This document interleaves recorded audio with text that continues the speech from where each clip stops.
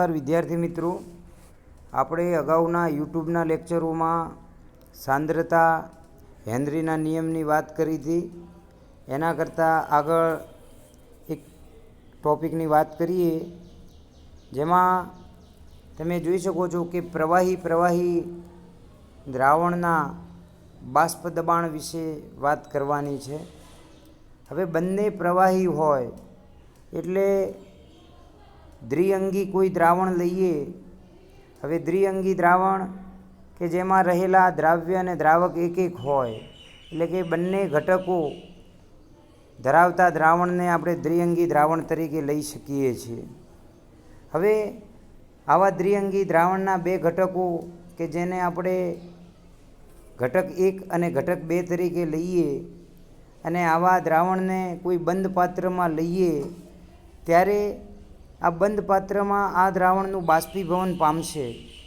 હવે બાષ્પીભવન થશે ત્યારે બાષ્પકલા અને પ્રવાહી કલા વચ્ચે સંતુલન સ્થપાશે.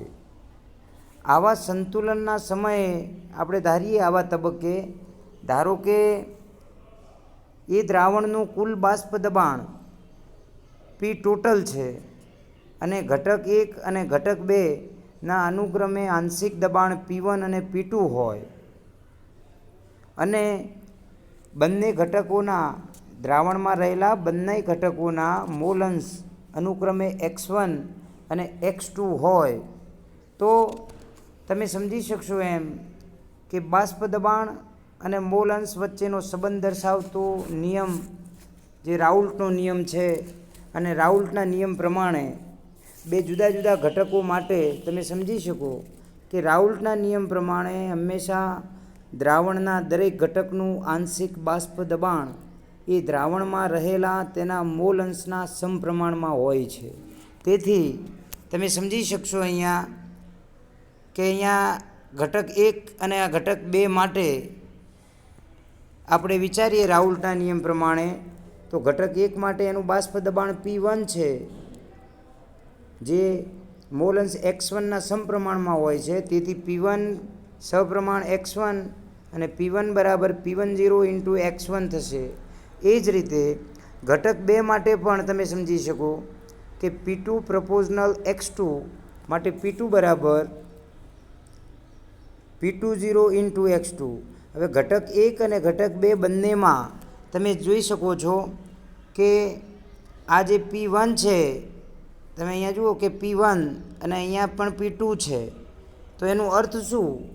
તો P1 એ ઘટક 1નું બાષ્પ દબાણ છે, પણ કેવું શુદ્ધ ઘટક માટે, અને એ જ રીતે P20 પણ ઘટક 2નું શુદ્ધ બાષ્પ દબાણ છે.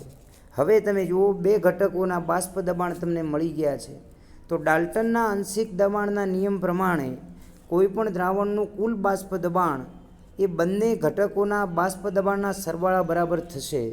તેથી તમે અહીંયા જુઓ કે આપણે અહીંયા લખ્યું છે P ટોટલ બરાબર P1 વત્તા P2. બંને ઘટકોની કિંમતો મૂકી દઈએ ત્યારે આપણને અહીંયા એક નવું સમીકરણ મળશે. છેલ્લે સાદુરૂપ આપીએ એટલે તમે જુઓ અહીંયા P10 plus કાઉન્સમાં P20 minus P10 કાઉન્સમાં x2.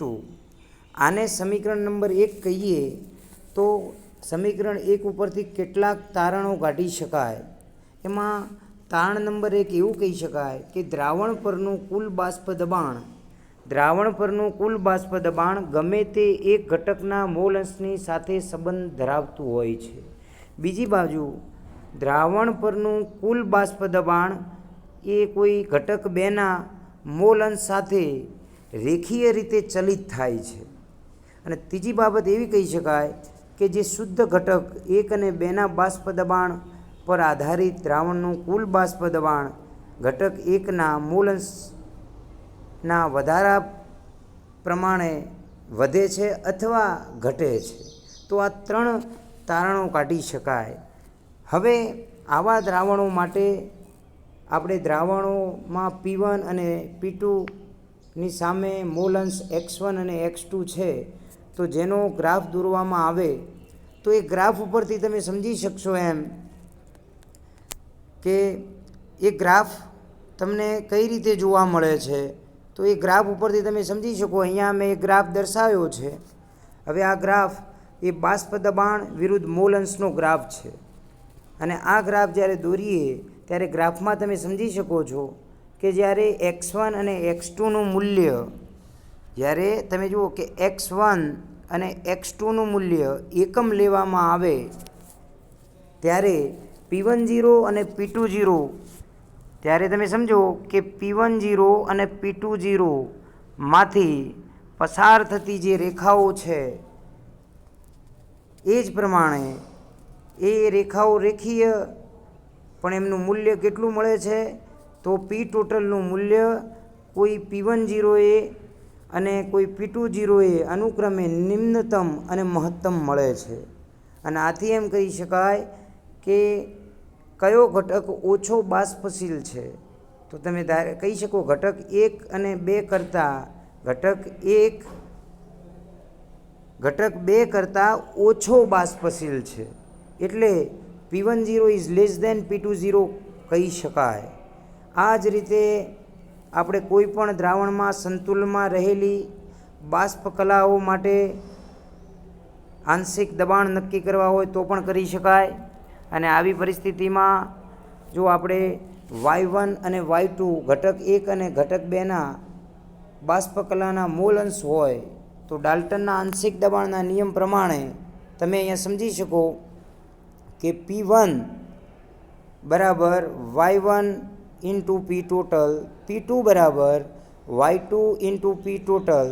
અને માટે કોઈ જનરલ ઉદાહરણ લેવું હોય તો કહેવાનું વાત કે Pi બરાબર yi ઇન્ટુ P ટોટલ.